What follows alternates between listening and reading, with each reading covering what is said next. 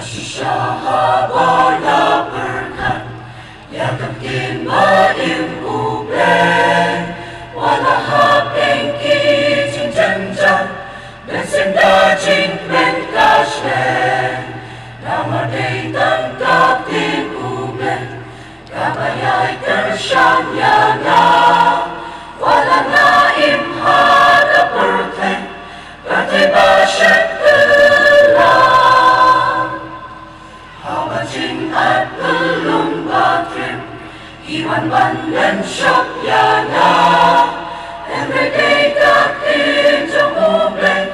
kaba Ktien Yana, walaki jing pen shoy kinwan, Bandan Baglalat Yana, Ktien